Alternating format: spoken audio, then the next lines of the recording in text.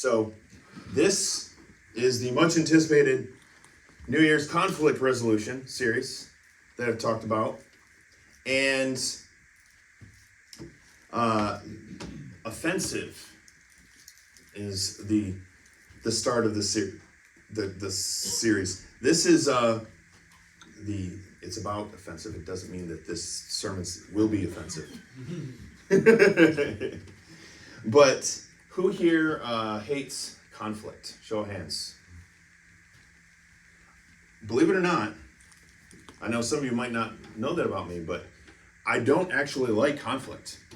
But one of the things that you realize is that kind of like taking your vegetables, you have to face conflict if you want healthy relationships in your life. You have to face it. Conflict finds us every day. We can try to avoid conflict, but conflict will find us every day. Where two or more people are gathered, there will be conflict. At home, work, among our body of believers, or where we go and play. Where two or more people are gathered, there will be conflict. Period. There's conflict among football fans. Alabama, Georgia had a rough week. And Texas A&M for Travis had a rough. But with football, wherever you have different fans like that, there's conflict, right? So this past week, my dad and I sat down and we kind of put together this sermon series and started talking through this. And originally, I had planned on this being a 4-week sermon series. However, after I talked through things with my dad and we put things down, we realized there's way more material than what we can fit in 4 weeks. So this is going to be an 8-week sermon series. So this is what we're going to be talking about. The first 2 weeks, we're going to be talking about offenses. Week 3 and 4, we're going to talk about how to resolve hurt. Week 5, how to resolving conflict in the home and with family. Week 6, we're going to talk about resolving conflict with fellow believers and the church family.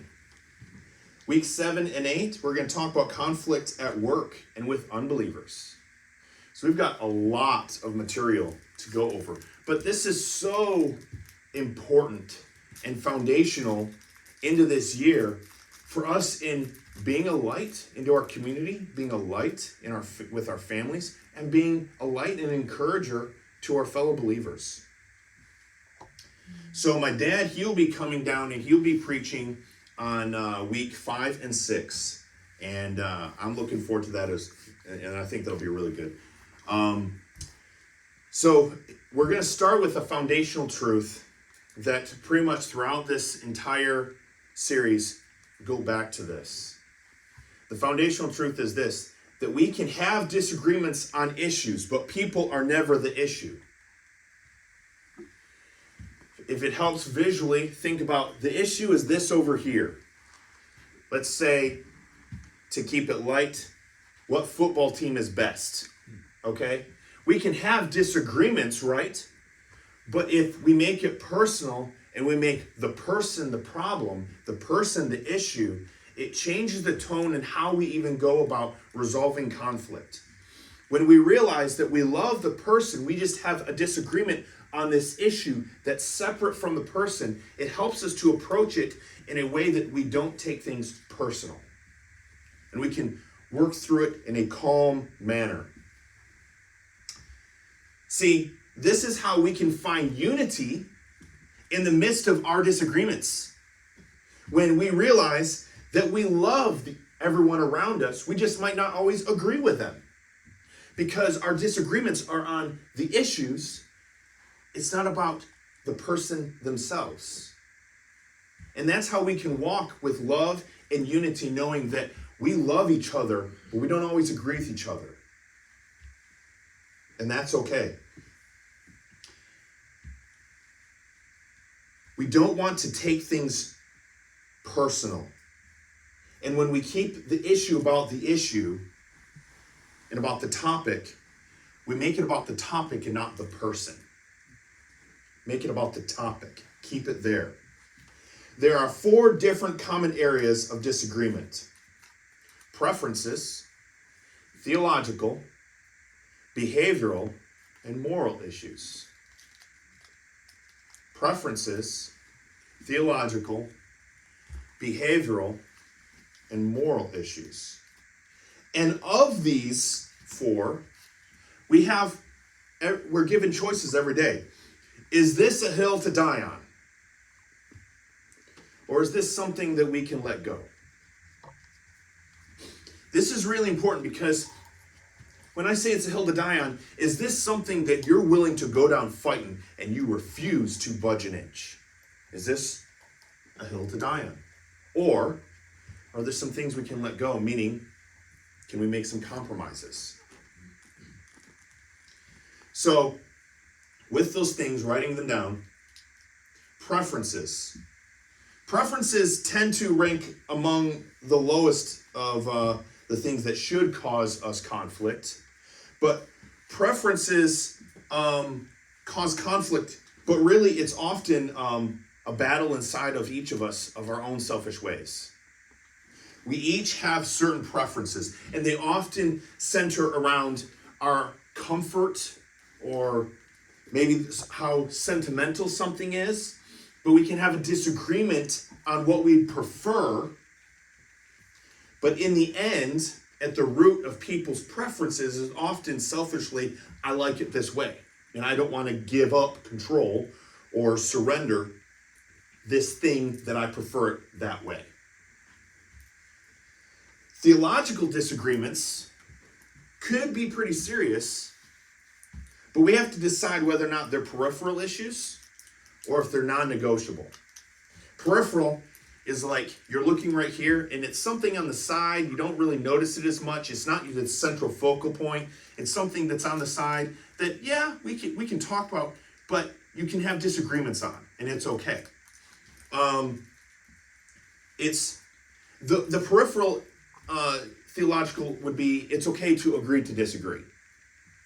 Examples of that might be thoughts on the end times. Thoughts on the end times, while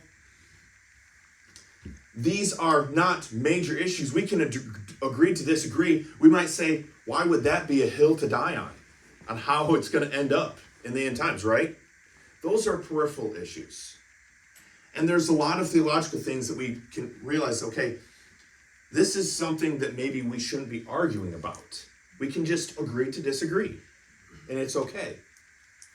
But there are non-negotiable things that we have disagreements on that are tough, that we got to work through. Like, can we trust the Bible? Pretty non-negotiable. Is the Bible true? Did Jesus really rise from the dead? Yes, he did. Non-negotiable. These are non-negotiable things. But so with that being the central focal point, other things being more peripheral, we have to decide, are these other things theologically going to be hills for us to die on? Then there's behavioral disagreements. Behavioral disagreements often center around whether or not our actions or inactions are hurtful, mean, or inconsiderate of others. Sometimes it could be that our behavioral disagreements are based from the differences of our culture. We all have different culture. Northern culture versus Southern culture. Already in this church, you got it with me. Blue collar versus white collar. There's many different cultures that can create disagreements and differences in how we behave and what we perceive as being hurtful, mean, or rude. Then there's moral disagreements. You might say, that's pretty simple. What is right or wrong? I mean, we can just go to the Bible and decide see what is right or wrong. Why would moral disagreements? Well, let me give you an example of how things like that we turn into moral disagreements that isn't explicitly said in Scripture. And that's an example of, I have always felt that it is morally wrong to be late for anything. Scripture doesn't say that, does it? But I have always felt that it is morally wrong to be late for something. because it shows a lack of care for those that are waiting for you to arrive. However, Carrie has showed me that it is not morally wrong to be late, because sometimes you need to care, show love and care and attention to those along the way. Sometimes those people need our time and our energy along the way, kind of like being able to have time to stop and smell the roses, so to speak. That is also good and morally right, because it can communicate to that person in that moment that they are the most important person in the world. An example of this, where my behavior of wanting to always be on time, how suddenly it can take a morally wrong approach, is if I'm always constantly checking my watch because I'm worried I'm going to be late for the next engagement. It communicates that I don't care or love the person in front of me, and that's morally wrong. So you see, sometimes you can have disagreements based on moral issues, and you have to work through and process those things as well. But healthy conflict resolution starts with me. So you need to each point to yourself and say, it starts with me. Point to yourself, it starts with me. Because this is not something that you can say, yes, we do need to have it better. They need to work on it. They need to work on it. This person over here definitely needs to work on it. It starts with me. Because I can't control other people's behavior. I can choose to work on me. So there's going to be 3 points that we're going to be addressing this morning. The first one is, don't let the sun set on your anger. This is such a foundational component for having healthy relationships all around you. It's so important. In my wedding video, Carrie and I, we had several people at our wedding reception. They were asked to kind of give advice to the bride and groom. What advice would you give? And a lot of people were getting on and saying things, and some of it was silly. But then one person said, hey, don't let the sun set on your anger. Work through conflict, resolve that. And I would say that as we've gone through the years and go back and kind of rewatch our wedding video, some of them are silly and just kind of anymore. It's just kind of and I see that one person that says, resolve your conflict. Don't let the sun set on your anger. And I'm like, Carrie and I have put that into practice because we saw that and we're like, okay, that we want that to be a foundation of our relationship. We don't want the sunset on our anger. We need to resolve it as soon as possible. Ephesians chapter 4, verse 26 through 27 says, and don't sin by letting anger control you. Don't let the sun go down while you are still angry, for anger gives a foothold to the devil. Obviously, there are times when it's simply impossible to resolve it right now. But we need to do the best that we can to resolve conflict as soon as possible, because we don't want to allow time for the enemy to whisper lies into our head and the other person's head. Because we love them, we want to make sure we can resolve this as quickly as possible. Sometimes, though,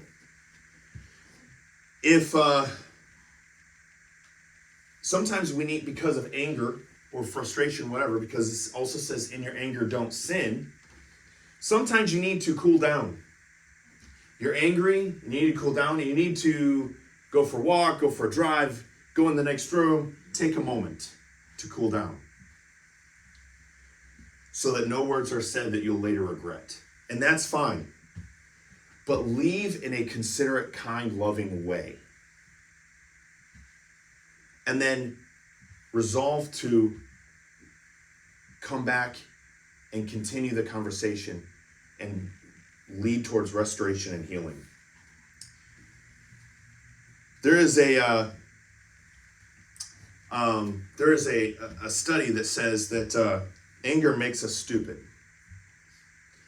Anger makes us stupid. According to this study, the average person loses 25 IQ points while they're angry.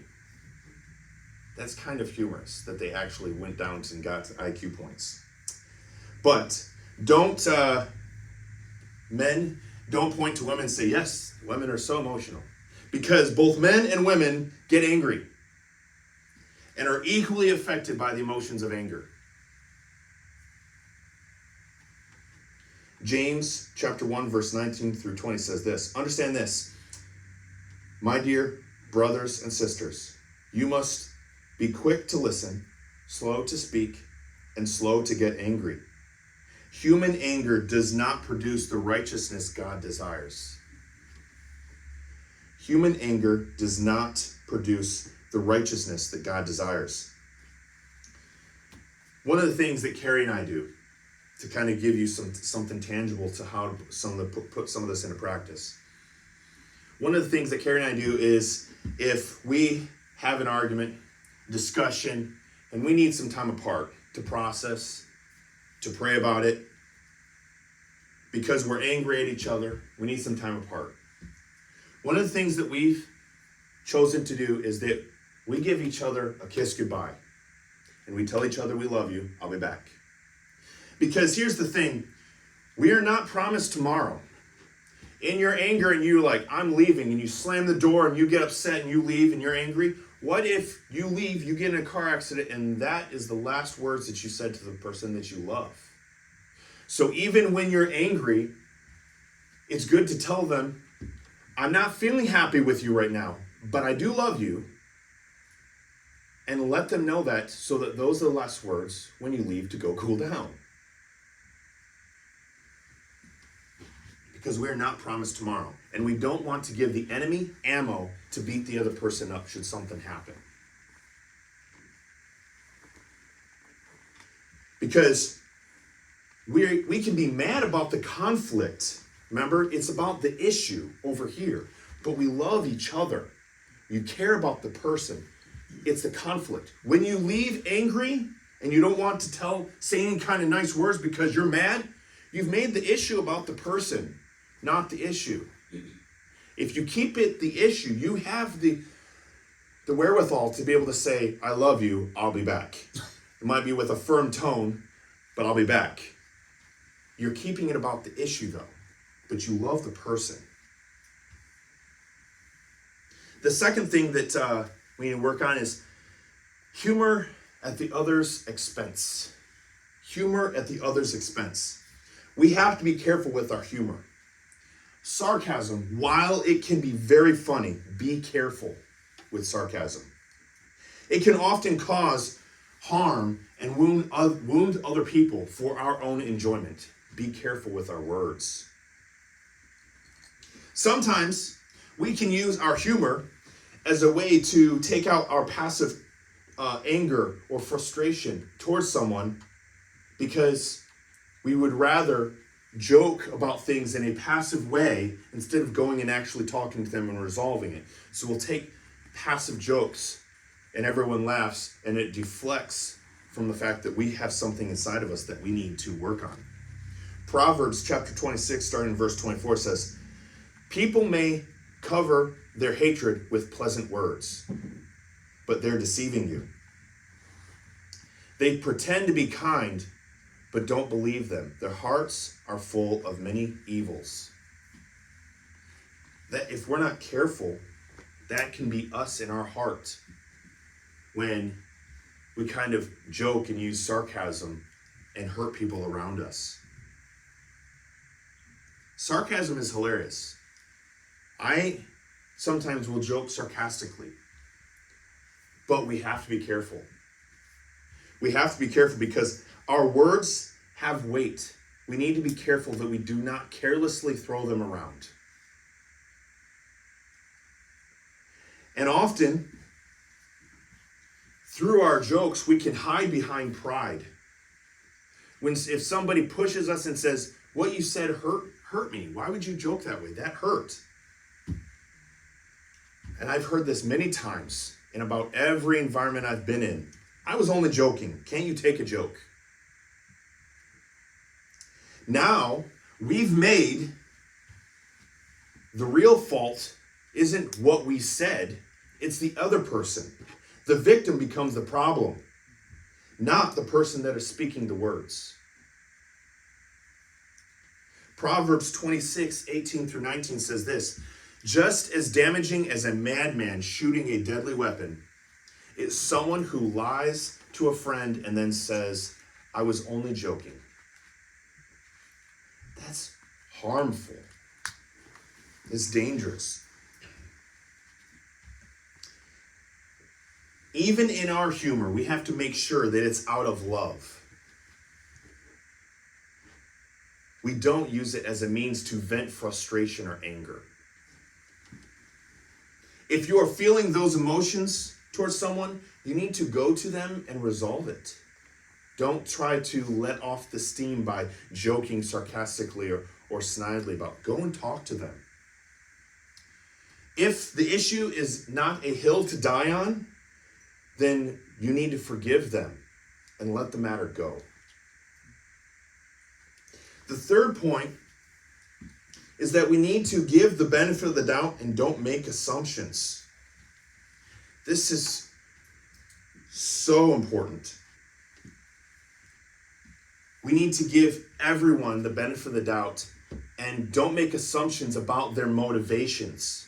Because when you make assumptions about people's motivations, you are judging and presuming where their heart is at without actually talking to them about it. Misunderstandings happen all the time. And it's difficult to go into a conversation with somebody if you go into a conversation assuming their intent. But it can be a lot easier if you go into a conversation with the assumption that maybe you misunderstood them.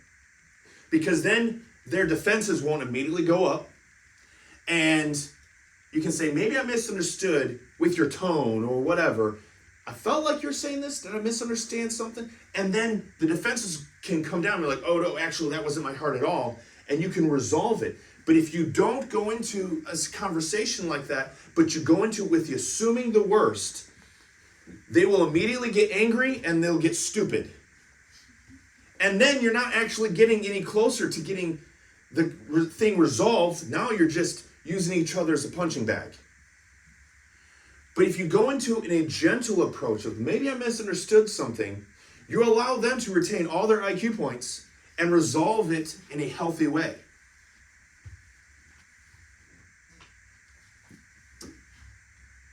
Because in the goal of conflict resolution is for the last part, resolution. It's not to go and punish people. It's how do we get back to the harmony? Because I love you, and the issue is this over here, but I love you. Proverbs chapter 19 says, verse 11 says this: a person's wisdom yields patience. It is to one's glory to overlook an offense. We have cultural differences all around us. And many of our cultural differences will lead to disagreements. It helps in offering the other person grace when we realize that there's some differences in our cultures. Something that might be considered rude to one person is totally normal and acceptable to another. Inside this church alone, we have many different cultures, and they can easily lead to misunderstandings. Obviously, I mentioned the northern and southern culture, and that right there and how we approach a conversation can lead to misunderstandings. There's generational cultures and how different generations approach things. Obviously, there's different football cultures. There's also traditional church versus contemporary church cultures. There's how we worship cultures. Some people like to move, some people sit still. And sometimes in our own, if we're not careful, we can assume things about the other person because their culture is different, without taking the time to ask questions and get to know them, without taking time to realize, you know what, we need to give each other the benefit of the doubt. Proverbs 18 verse 19 says this, an offended friend is harder to win back than a fortified city. Arguments separate friends like a gate locked with bars. An offended friend is harder to win back than a fortified city. Why would we want to go into a disagreement with a friend with the intention of first going cannons blazing, guns blazing, to get them offended and fortified themselves up? Now you're trying to get to the heart of the matter, and you can't because you have to get past their defenses. Let's not use that approach. Another thing that's interesting is that our culture, the culture around us, there's a new growing culture among the young generations we're trying to communicate with them that takes pride in being offended. That is another category all on itself of how do you communicate with someone who sometimes wants to be offended and having something to be offended about, and the offense to have trauma or some kind of offense in their life, it's a virtue. That's a different culture. That's a different culture altogether. It becomes being offended and having trauma becomes a badge of honor. So, how do you resolve conflict in that kind of scenario? As Christians, we should be unoffendable. We should be unoffendable. Refuse to take things personal. Refuse to take things personal. If someone does or says something that offends you, stop and think on it before you own it. Think on it before you own it. Give the benefit of the doubt to that person that might have first offended you. Perhaps they're having a bad day. Perhaps they're just having a bad day. Maybe they're cranky. They're just plain cranky, and they were short. Maybe they're dealing with a death in the family, and they're not handling it well, and you just happen to be the person that they got to be exposed to their pain and the rawness of their behavior. You have no idea what that person's going through. But when we go into a situation, giving the other person the benefit of the doubt, not expecting the worst, not assuming the worst, that's how we can grow. And I know it's hard because, and many times, we have a lot of pain ourselves. And when other people step on that pain, we go back and think, yep, this is what you're doing because I was hurt by someone who did this. You did this too, so that's clearly your intention.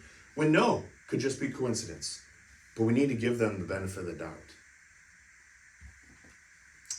John chapter 15, starting verse 18 says, if the world hates you, remember that it hated me first. The world would love you as one of its own if you belong to it, but you are no longer part of the world. I chose you to come out of the world, so it hates you. That's powerful because in many ways, when we are wrestling with being offended by someone saying something, sometimes the world is offended when we stand on the truth of the gospel. And then when they retaliate and say hurtful things, or they don't like us because of the fact that we are Christians, it's easy to take it personal. But when you realize we need to walk as people that are unoffendable, that when people say these hurtful things, you know what? They're really saying it to Jesus. The world hated him first. So when they're saying these things, it's really, don't take it personal. You're just the reflection of Jesus, and they're upset at the reflection they're seeing. They're upset at Jesus, and that's between them and God. So don't take it personal. Proverbs 16:28 says, a perverse person stirs up conflict, and a gossip separates close friends. We do have to be careful because This can never be part of the church. That we stir up conflict or that we gossip and create wounds among friends. Because both tend to be the result of things that have been kept inside, that come out one way or the other. Whether it's, I got to get this out and talk to somebody, but both come out in unhealthy ways. And often they come out because we refuse to have the courage to go and resolve some conflict that we have with someone. Another thing that we have to be careful of is, while we live in a culture that people are easily offended. People are easily offended. And it's tough because in the culture of the growing culture of people that are easily offended, they often play the victim, and that can be difficult. However, we need to be careful that we don't use that label as a weapon against those that are easily offended to justify our own poor behavior. You can't handle that? This generation, just so easily offended. We need to be careful that we respond with love. That the core element of our interactions is love. Like I said, we don't change and control everybody else. We can control our response to those around us. Whether they're easily offended or not, we can choose to love them through it. Whether or not they're hard and crusty to love, or they're just adorable and easily huggable, our choice of how we respond in love is on us.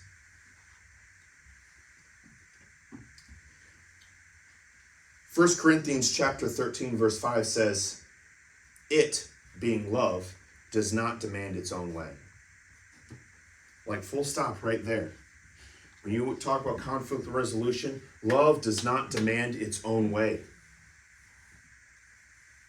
Don't use other people's brokenness as weapons to wield against them, to show how right we are and how wrong they are.